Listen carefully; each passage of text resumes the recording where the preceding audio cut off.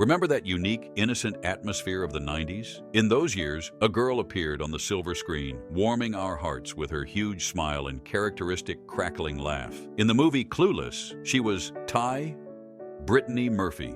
She fell into that popular world we all wanted to be part of, but she stole our hearts with her sincerity. Watching her, we felt she wasn't from the plastic world of Hollywood, but rather the girl next door we could pour our hearts out to. She was one of us. Unlike the flawless but cold beauties on screen, she was real with her mistakes and unfiltered emotions.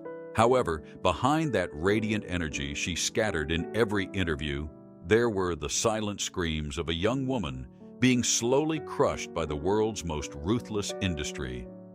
On that cold December morning in 2009, when her lifeless body was found in the bathroom of that ominous mansion in the Hollywood Hills, the world didn't just lose a 32-year-old talent. That day, the world witnessed a pitch-black truth hidden beneath bright lights and fake smiles. It witnessed the saddest tragedy of modern times. Official reports cited pneumonia, anemia, and cardiac arrest. But I ask you, how does a woman full of life in the heart of modern medicine, in the world's wealthiest neighborhood, die from a simple flu? This was not a simple medical case or a twist of fate. This was the story of a cold-blooded murder spread over time, a perfect crime committed by a system trying to leave the perpetrator unknown. Now, take a deep breath. Today, you aren't just listening to a biography. You will witness how a soul was shattered. We will pull back those blinding curtains and discuss who and what Brittany Murphy actually surrendered to when she collapsed on that ice-cold bathroom floor, whispering, "Mom, I can't breathe." If you are ready for the crushing weight of the truth, hit subscribe, because we are opening one of Hollywood's darkest files, the Brittany Murphy file. When Brittany Murphy came from New Jersey to the City of Angels, she had only her dreams, her mother Sharon's endless support, and raw talent. At that time, Hollywood was under the hegemony of heroin chic, a ruthless standard glorifying extreme thinness and flawless blondes. Brittany was far outside these molds. With her curly hair, characteristic features, and curvy frame, she didn't fit the ideal woman template. She was more of a character than a star. Yet her talent was so dazzling they couldn't ignore her.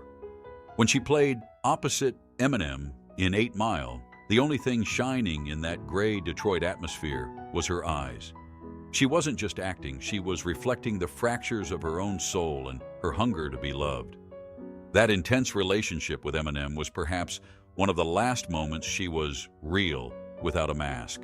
Because Hollywood, that massive machine, was uncomfortable with her naturalness.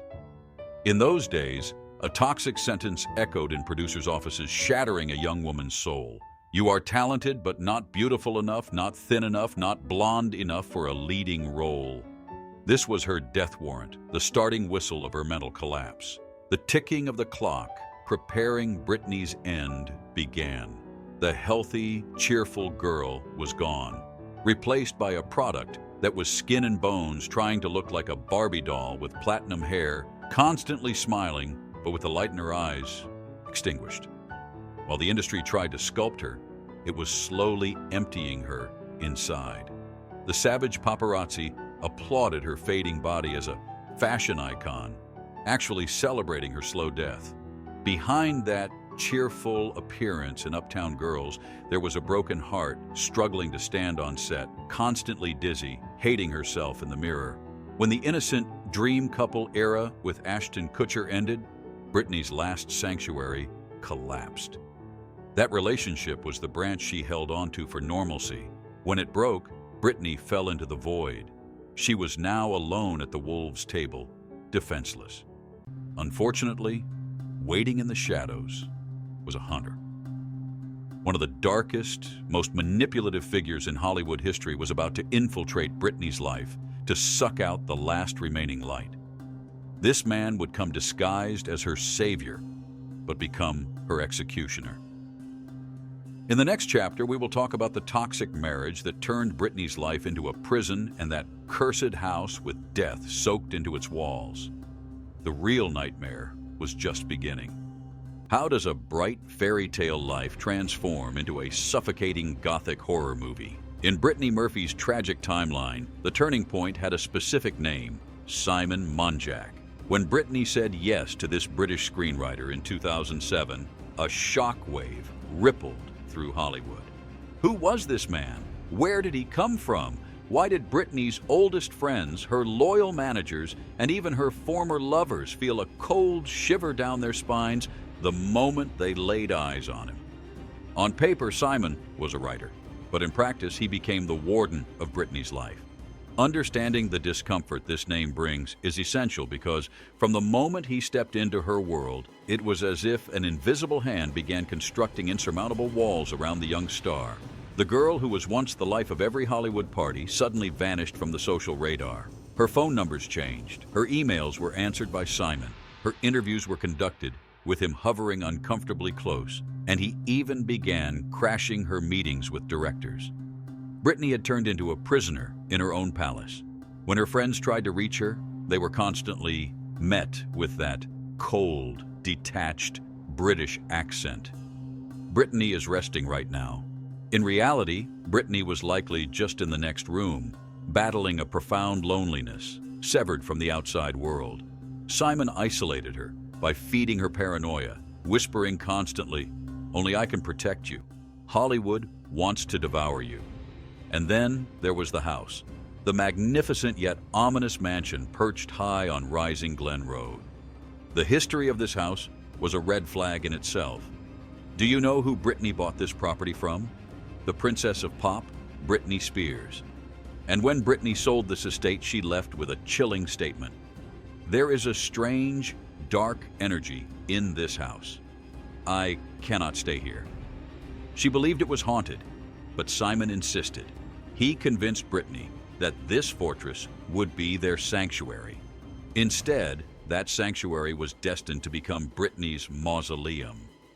The massive windows overlooking the city symbolized how detached she had become from reality. Inside, chaos reigned supreme. The house was in a perpetual state of disrepair, filled with unfinished renovations, exposed wires, and dust. There was constant noise, constant disorder, and a heavy, suffocating atmosphere that seemed to drain the life out of anyone who entered. Amidst this physical mess, the couple's shared paranoia grew like a toxic vine. Allegedly, they believed they were being watched by the government due to Brittany's testimony in a whistleblower case. They installed elaborate security systems, fingerprint scanners, and cameras covering every inch of the property. When helicopters flew overhead, they would reportedly hide in the bathroom, terrified they were being surveilled. Was this a shared delusion, or were they genuinely under threat? We will delve into the conspiracy theories later, but one thing is certain. Simon Monjack fed Brittany's fears, amplifying them until she was entirely dependent on him for her sense of safety. He was not just her husband, he had become her reality. Then came the Puerto Rico disaster, the final nail in the coffin of her career. Just weeks before her death, Brittany was cast in The Caller, her chance for a comeback. But Simon followed her to the set. His behavior was erratic and disruptive. Witnesses claimed he was combative with the crew. Because of the chaos he created, the producers made a terrible decision. Brittany was fired. Imagine that moment. Standing in a hotel room in a foreign country, realizing your career has ended, not because of your performance, but because of the man who swore to protect you. On the flight back to Los Angeles, Brittany was a shell of a person, looking like the Walking Dead. Her spirit had been finally crushed. When they returned to Los Angeles, they went back to that cursed house on Rising Glen Road. It was December, and the city was unusually cold. To add to the misery, the massive heating system in the mansion had malfunctioned and the electrical grid was unstable. The house was freezing. Instead of checking into a hotel, they stayed. Brittany retreated to her bedroom, wrapped in layers of blankets, shivering in the cold, surrounded by a fortress of unfinished construction and looming silence. She lay in that bed, defeated, and never truly got up again. Simon was there watching her deteriorate day by day. Why didn't he take her to a hospital as her symptoms worsened? Why did he wait so long to call for help? The answers lay hidden on the cold marble floor of that bathroom. The nightmare wasn't just approaching, it had already moved in with them. December 20th, 2009, Sunday morning. Los Angeles woke up to a rare, gray, and rainy day, a stark contrast to its usual sunny disposition. But inside that fortress on Rising Glen Road, a storm much darker than the weather was raging. Around 7:30 a.m., Brittany stumbled into the bathroom. She had been battling what seemed like a flu for days. She was weak, constantly vomiting and gasping for air. Her mother, Sharon Murphy, and her husband, Simon, were treating her at home with a cocktail of herbal teas, vitamins, and over-the-counter medications. Here lies the first haunting question. Why was a woman with millions of dollars living in the cinema capital of the world, just 10 minutes away from the best hospitals, being treated with medieval methods in a freezing mansion? Why didn't anyone pick up the phone? Brittany closed the bathroom door. Minutes later, a thud echoed through the master suite. When Sharon rushed in, she found her daughter lying on the cold tile floor, drifting in and out of consciousness. Her lips were turning blue. It was in that terrifying moment that Brittany whispered her final words, a plea that would haunt her mother forever. "Mom, I can't breathe. I think I'm dying. I love you." Was this a cry for help? Or was it a surrender, a final acceptance of escaping the suffocating cage her life had become? Simon finally dialed 911 at 8 a.m.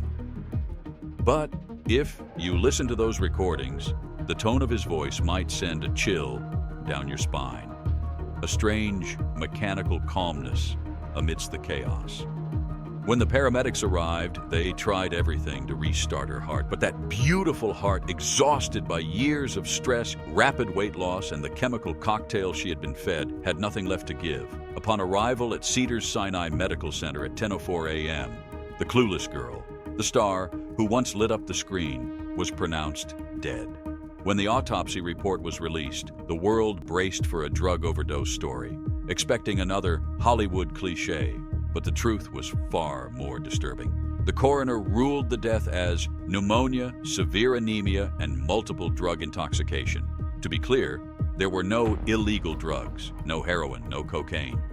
Her body was filled with a legal but lethal mixture of painkillers, antidepressants, and cold medicine.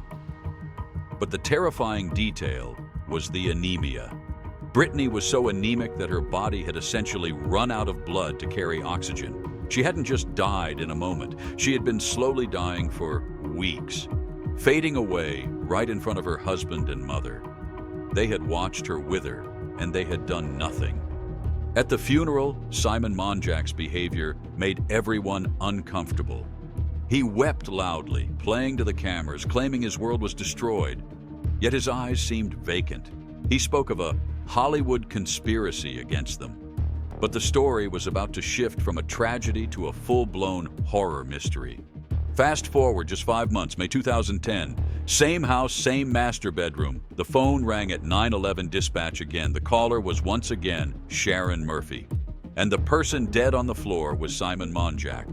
Listen closely, because this is where logic fails and the impossible begins. Simon Monjack's cause of death was ruled as exactly, word for word, the same as Brittany's: acute pneumonia and severe anemia. In a city of millions, the statistical probability of two spouses who share no blood relation dying in the same house, in the same room, just 5 months apart, from the exact same rare combination of natural causes, is nearly zero. It was impossible. This couldn't be a coincidence. This was proof that an invisible killer was stalking the halls of that mansion. Was it the house itself? The Los Angeles Department of Health investigated the theory of toxic mold hiding behind the walls, slowly poisoning their lungs. Or was it something far more sinister? When investigators looked at the nightstand after Simon's death, they found nearly 90 prescription pill bottles. Many were under aliases. Was this a suicide pact? Or was someone systematically poisoning this couple day by day, pill by pill? The file was about to be closed as natural causes, But a ghost from the past was about to step onto the stage. Brittany's estranged father, Angelo Bertolotti, was not buying the official story. He was coming for the truth, and what he would find in his daughter's hair samples would blow the lid off Hollywood's darkest secret. 2 corpses, 1 master bedroom, identical autopsy results. As the police prepared to close the file on the Monjack tragedy as a bizarre case of natural causes and bad luck, one man stood up and said, "No, Angelo Bertolotti, Brittany's estranged father, was an old-school man who didn't buy the official Hollywood narrative." While the world moved on, he waged a lonely war against the Los Angeles coroner's office. He demanded samples of his daughter's hair and tissues, convinced that a healthy 32-year-old woman doesn't just wither away from pneumonia unless something or someone is helping the process along. After years of legal battles, he finally secured the samples and sent them to an independent accredited laboratory. When the results came back, the paper he held in his trembling hands didn't just suggest foul play, it screamed it. The lab report was a bombshell that the mainstream media tried to ignore. It revealed that Brittany Murphy's hair contained abnormally high levels of 10 heavy metals, including barium, sulfur, and antimony. In the world of toxicology, this specific cocktail has a terrifying association. It is the chemical signature of rat poison and industrial insecticides. Angelo's conclusion was horrifying. "My daughter wasn't sick, she was being poisoned." He alleged that Brittany and Simon were victims of a slow, systematic poisoning, likely administered in their food or medicine over weeks. But who would do this, and why? Here, the story spirals into the realm of international espionage and government conspiracies. Enter the Julia Davis theory. It was revealed that Brittany had been a witness in a case involving Julia Davis, a Department of Homeland Security whistleblower who had exposed serious flaws in border security. Davis claimed that because of Brittany's support, the actress had been placed on a government watch list. Suddenly, Brittany and Simon's paranoia about helicopters and surveillance didn't seem so crazy. Were they just drug-addled paranoids? Or were they actually targets? Was the pneumonia actually the result of a chemical weapon or a slow-acting toxin designed to mimic natural illness? The coroner's office dismissed the heavy metals report, claiming the chemicals could have come from hair dye or hairspray. But ask yourself, does hairspray contain lethal levels of rat poison? The explanation was flimsy, but it was enough to keep the case closed in the eyes of the law. And then, there is the final piece of this tragic puzzle: the mother, Sharon Murphy. In any crime story, you look at the survivor, and Sharon's behavior in the aftermath left many unsettled. Following Brittany's death, Sharon continued to live in that cursed house with her son-in-law, Simon. Reports surfaced of them sharing a bed to comfort each other, and they even posed for a bizarre, intimate photo shoot that left the public gasping in disbelief. When Simon died, it was Sharon who found him. It was Sharon who called 911, and it was Sharon who vehemently opposed Angelo's investigation, claiming he was disturbing Brittany's peace. Why would a mother not want to know if her daughter was poisoned? After the dust settled, Sharon sold the mansion, auctioned off Brittany's clothes and passport, and vanished into obscurity. Today, she remains a ghost, the keeper of the house's final secrets. Looking back, the story of Brittany Murphy is not just a tale of fame gone wrong. It is a lesson on how the entertainment industry devours its own. Hollywood extracted her light, tried to force her into a mold she didn't fit, isolated her when she broke, and watched in silence as she faded away. She was a butterfly whose wings were clipped by the very people who claimed to love her. Perhaps Ashton Kutcher said it best in his brief, heartbroken tweet the day she died. Today, the world lost a little piece of sunshine. But we now know that sunshine didn't just fade, it was extinguished. Brittany once made us laugh as the girl who couldn't drive in Clueless. She wanted to remain that innocent soul, but she was strapped into a vehicle speeding toward a cliff with no one to hit the brakes. The mansion on Rising Glen Road has since been gutted and renovated, its dark history whitewashed for new owners. But for those of us who remember her laugh, the questions remain etched in stone. Was it mold? Was it murder? Was it a mother's neglect or a husband's greed? We may never have a court verdict, but we have the memory of a star who burned too bright for a world this cold. Rest in peace, Brittany. Hollywood may have destroyed you, but it will never erase you.